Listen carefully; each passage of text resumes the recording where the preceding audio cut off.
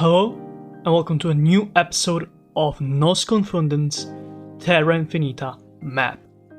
This is the 11th episode of the series, which I started 2 years ago, and most likely the last episode. So, for those that never have been here, and returning viewers, here is a brief explanation of what this map is. This is a map with a flat Earth projection that shows the world as very different from our own. Instead of thinking that there's just this, which is what we know, the land inside of the ice walls, outside of the ice walls, or Antarctica, as is known in our world, there are more lands.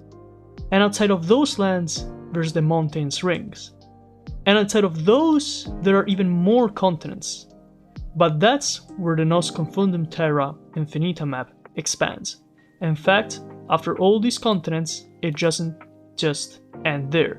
Instead, it goes on and on and on, showing so many worlds, and this has 178 worlds under the Great Dome, which could be considered a whole universe, honestly. Each of these domes have multiple continents which resemble stars, planes of existence, and so on and so forth. We have covered so many of them, and in the journey of discovering the map, we've covered so many topics. Usually what I do is talk about one of these places, or more of course, by trying to interpret them through ancient religions, ancient texts, theories, pantheons, and mythologies, and we've seen this for so many of these, like the Anunnaki lands, the lands of the Custodians, the lands of Jupiter, the lands of Mars, the lands of Neptune and Uranus here. We also had different type of topics, like the second Earth, land of clones, or we've seen the concept of the Terra de Experimentos, the land of experiments. The map originally is indeed in Spanish, so that's why you might find these words of other languages. So yeah, this is what we've been doing so far. We have covered, I would say, around 80% of that is shown in the map. And today, we'll move to cover what we can from the remaining percentage. We'll start by looking at the lands of Vega. So, we left off, I believe, around here, in Andromeda, last episode, or Aldebaran, and we have definitely done these already. Lands of Saturn, lands of Draco. So, it's high time we do the lands of Vega, one of the biggest remaining planes of existence on the map. So the first thing we can talk about is the origin of the word Vega. So the word for what is also resembled as a star, or in this map a plane of existence, comes from the Arabic word waki, which meant falling eagle or vulture. What we can see from this map is that this plane of existence is very different from any that we've seen before. The first thing we can notice is the color. Lands of Vega seems to be completely florid and fertile. Even the outer layer of the plane of existence is green, differently from most of them, which are either white, resembling ice shields, gray, or black, resembling some sort of division and barrier, either mineral or of other sorts, or even red, like we've seen here. But in the case of the lands of Vega, it seems to be really fertile. Of course, there is a small layer of ice that surrounds the plane of existence, although it is with multiple interruptions inside of it. Inside of the plane of existence, we can find one major continent, which is where the star goes around. This ball of light is usually the star. Then we see multiple islands and archipelagos all throughout of this plane of existence. Size-wise, it's comparable to the entirety of the plane of existence of Earth, including the multiple areas outside of the ice walls, so it's a very big one. That means that each of these islands here probably is the size of a continent in the Earth we know. And this major continent right here in the middle, which has a very impressive mountain chain in the middle of it, is probably way bigger than all of the continents of Earth combined. The lands of Vega is clearly a place that is very good to start life, so I wouldn't be surprised if it was full of alien life forms. Whether those are intelligent or non-intelligent, it's not up to us to know. But what I do know is that this place is close to something that we'll see later, which might give us an answer on that. If we go on the east, we can find the Underlands. The Underlands are famous because of their hidden nature. The Underlands are one of those planes of existence that exist outside of a ring, which means that there is no ring that protects them from the multiple agents that infiltrate in these rings. Which means that in normal circumstances, the Underlands would at some point would have to face many issues. But the reason why the Underlands, and this can be seen even by the map, are fertile and seem to be full of lush life is because, just like their name says, they go in and out of existence at points in time. This could be considered a spatial anomaly, although I would like to prefer to believe that they just teleport from one part of the universe to another at times, when there are threats nearby. We then find this area right here, which seems to be connected between each other with this reddish material, orange at least. Of course, one could interpret it as some sort of lava, magma, or the sorts, so a fiery barrier that never lets the beings that live inside of these places escape. Although one could even consider it similar to what we've seen in Mars, or at least what is thought as to exist in Mars. But in the case of this map, Mars doesn't really have that really red plane of existence kind of aesthetic that we talk about a lot. So I believe this substance that divides these words is probably something more close to actual magma. We've seen how the oceans that traverse these kind of planes of existence, or rather surround them, tend to be of different materials. They can have a kind of liquid origin, as we can see with the abyssal ocean, which is indeed what surrounds this kind of magma solution. But we've seen also different ones, like oceans of hydrogen and medium oceans and many other examples. Now, talking about the planes of existence in this area themselves, we can find places like Rastaban. This caught my eye because of its shape. Rastaban seems to have a very reminiscent shape to Hyperborea.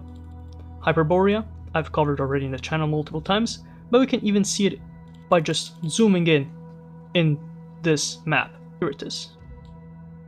This little continent here at the north of the Arctic is considered a hidden continent by most. Some consider it a legend. Nobody really knows if it's true or not, but the shape is very similar, aka 4 rivers that connect from the center of the plane of existence and end up in the ocean that surrounds them.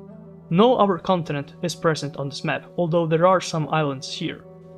It seems to be fully vegetated with no major mountain chains or ice caps except for the ring that divides it from this kind of magma. That will also explain how this could be available for life, because of course if it was without any division from the rest of the universe, I would say this kind of magma would enter inside of it and make it, of course, unlivable. Here we can see even other continents with this example, like Skat. Skat, this continent right here, seems to have no division between its inner area and its outer area, which means that without a ring to protect it, it's probably completely unlivable compared to Rastaban. Also, something I'm noticing is the difference of the ocean inside of the ring between each other. For example, places like the lands of Draco and the lands of Vega seem to be more in this kind of abyssal ocean water, which is definitely liquid, while Skat seems to be more in a darker kind of liquid, if it even is a liquid.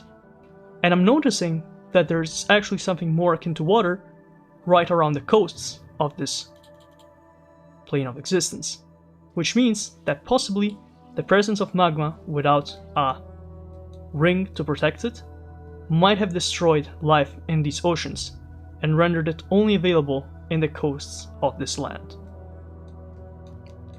Now, something I want to talk about is right here. This entire constellation, as you can see, has something hidden inside of it. This is the concept of the dark forests. Well, can you see where it is? Obviously, right here in the dark lands. So what do these dark lands refer to? You could say, just lands that are in the dark, no light, but obviously that's not the case. There's a star right there to shine upon them. Then you could say, well, it's lifeless, which means it's dark in that sense. Or maybe a tragedy chord, which makes it dark. I think it's something else. I did a little bit of researching in this topic. The topic of the dark forest. So for those that do not know, the concept of the dark forest relies around the fact that civilizations outside of the Earth know that there are other alien civilizations around, but they hide themselves from other civilizations because they know that an encounter with them would result in their own extinction. So, as a way to protect themselves, they go into these dark forest modes, which are literally just hiding versions of themselves to defend themselves from attacking civilizations. We've seen a similar concept with what I said before with the Underlands, and I think a similar idea can be found within the Dark Lands. And I think this might apply to the entirety of this reddish kind of constellation that we were talking about earlier, which contains, by the way, the well-known Mercury, but also Saddlesud, this continent right here. Saddlesud seems to be a continent also that had no ability to protect itself from this kind of magma, which made its waters basically unlivable for marine life. And it appears that, differently from places like Skat, not even these continents were able to develop some sort of water near them, so only the ones in the right center managed to have some sort of livability. You can even see with the removal of texture from here compared to here, that these are literally just barren soils despite their green color. Maybe to signify radiation? Or something akin to that? Who knows? Anyways, back to the concept of the dark forest. I think we can find multiple examples of this in this map. We have seen in this map civilizations that are aggressive. The lands of the custodians, we have seen they're basically an empire that conquer our lands and subject their people to eternal slavery, basically. We've seen with the Nibiru, Marduk, and all these concepts, and Planet X, things of the sort. So would it be that weird for some planes of existence to have civilization in them that realize the threat that these other civilizations pose to them, and to avoid ending like them, they would hide themselves from any outer threats? This could also mean that maybe this magma kind of division wasn't just something that happened normally between the constellation, but it could have been something that they employed to protect themselves from the rest of the universe. But maybe something went wrong. Although some places like here, like Thuban, Edasech, and Eternal, seem to be pretty much fine, maybe the biggest ones like Saddlesud, Skat, or Saddle Melik all had the multiple problems which ended up making them unlivable and reducing their life. The Dark Lands could be somewhere around half of what I'm saying. Clearly it is not suitable for life anymore, but at the same time its oceans weren't destroyed like in the case of Saddlesud or Skat. There's still somewhat as a water consistency that we can see from it. Also, fun fact, Saddlesud actually comes from Arabic and means fortune of fortunes, which also means luck of lucks, which is pretty ironic considering what we're talking about. Now, you might ask yourself, what does hiding yourself from other alien civilization even mean? Well, to talk about that, we need to enter another concept, which is the concept of the Kardashev Scale. So what is the Kardashev Scale? There were multiple studies that decided that there is a way to classify alien civilizations. there's a way to tell which are stronger than others and which have basically achieved some sort of omnipotence. So let's start from the one that we know all the best. Obviously, ourselves. Let's go back to our good old Earth. Have we achieved anything? Well, we clearly have dominance over the resources of most of our plane of existence. But even from this map, we can see that we're far, far, far from actually achieving total control of our dome and our plane of existence. Which means that according to the Kardashev scale, we are at type 0.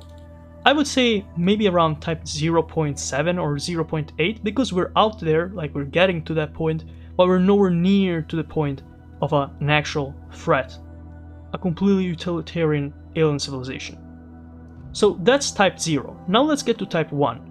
Type 1 is a civilization, an alien civilization, which is capable of controlling the entire energy of a celestial body.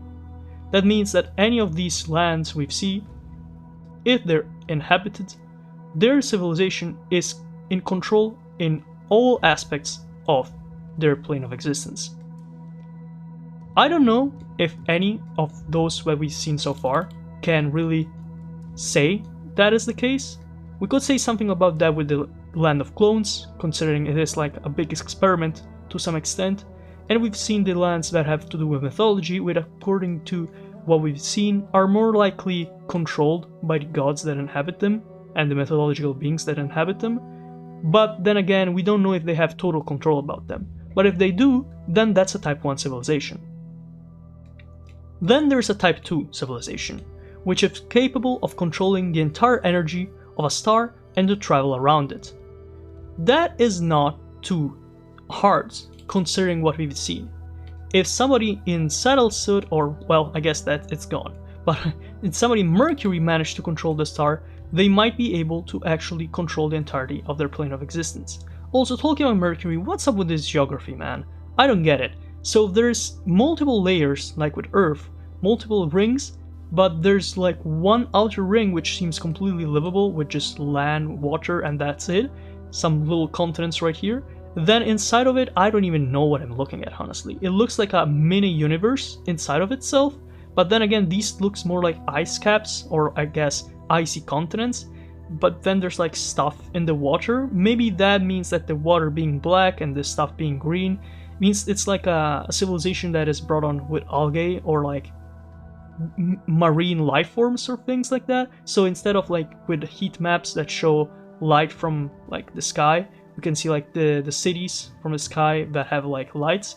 Maybe there is marine civilization in Mercury, so they're all in the ocean, which means that this is what we're looking at. Something like that. I don't really know. It's weird. I don't think there's a single continent that resembles that in this entire map, so I had to talk about it a little bit at least. So back to the Kardashev scale, we're at type 2.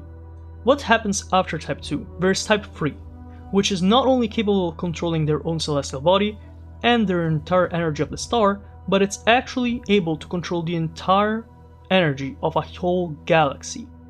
Now, we've seen these kind of concepts of constellations and galaxies.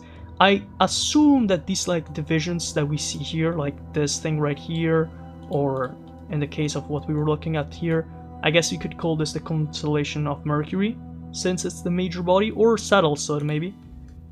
And in that case, that's the constellation or galaxy.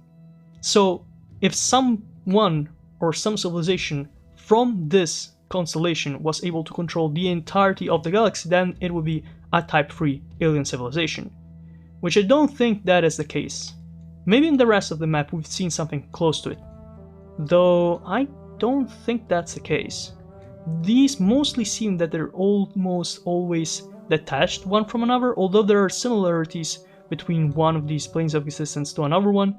They rarely have like complete like resemblance, so I doubt that this is the case. Anyways, let's get to type 4, capable of controlling the energy of an entire universe and manipulating space-time. Already we're getting into insane levels, like what does that even mean? Manipulating space-time? So I believe that means being able to time travel and to space travel, which means teleportation also, which as we've seen with the whole concept of the Underlands, but not only that, we've also seen this concept a lot when it comes to the vortexes, or spatial anomalies, that are created by nucleus, as there are so many in the map, which basically open like a sort of like teleportation between one place of the universe to another, which is also called wormhole. So if you were able to control these wormholes, and also to have the control of the entire universe, which is a bit too far, maybe you'd be able to actually get to a Type 4 civilization. Weird part is, this is not even the end. There's 2 more civilization types in the Kardashev scale. There's Type 5, which is capable of using the energy incoming from the multiverse and for its inhabitants to travel between multiverses. So not only you're able to control multiverse, which means multiple universes, but you'll also be able to like make your citizens travel between one and the other. Of course, this is outside of the entire concept of this map. This map says it's not a multiverse, there is one universe, but all the worlds are connected. And then finally there is the Type 6 alien civilization, which is capable of ascending to a higher dimension of being. Literally all the citizens can just become ascended beings. That's basically what it means. This kind of folds into more abstract and ethereal concepts, so for those that have more ideas about that, let me know in the comments if you know what I'm talking about. Anyways, back to the map. We have places like Maya, Thuban, and Edasik, not really interesting. I can just say, this place has 2 suns, 2 stars, which is not too uncommon for this map, but it is interesting considering of the 3, it's the only one that actually has the ice walls. Although they're non-contiguous, which means instead of having like one ice wall here and then that's it, it kind of has a stop right here, which means that people from this continent can travel easily to the ones inside of these ice walls and vice versa. Then in the case of Maya and Edasik, Maya is a single continent in a single ring, Edasik is clearly not, multiple islands with one big continent, and the sun is right in the middle.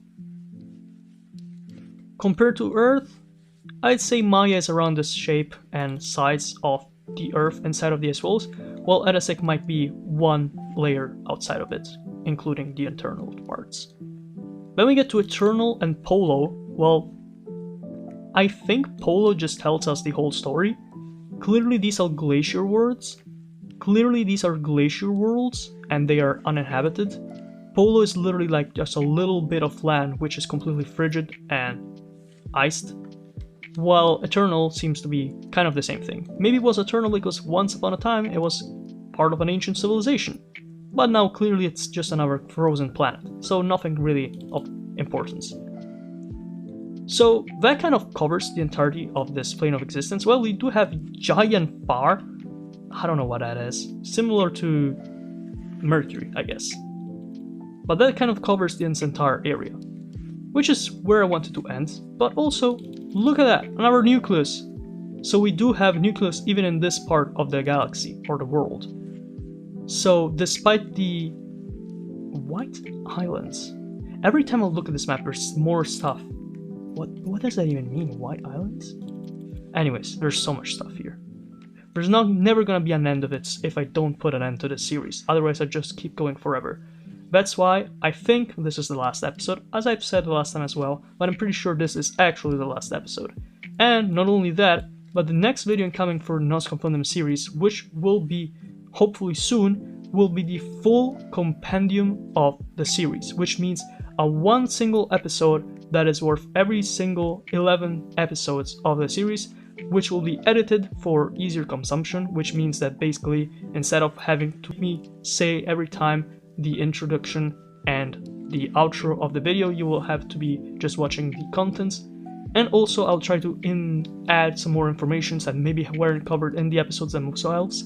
So maybe there will be informations about this part of the map right here, or this part of the map right here, which we didn't manage to cover in the normal series. So I hope you enjoyed this episode as well, guys. And I know I'm returning with the series a lot time later compared the last time was way long ago. I believe over 6 months ago, if not more. So it's understandable if a lot of you will be like, what is this? What is this? If you're new reviewers, or if you're returning ones, you might have kind of lost attention to this series, which is understandable. we went on with this for a long time. But with this done, I finally feel like we covered the majority of stuff that was important on this map. Look at that. All the stuff in red means we've covered it. So only this, like, basically this continents and planes of existence on the left border of the map were the ones that were left out.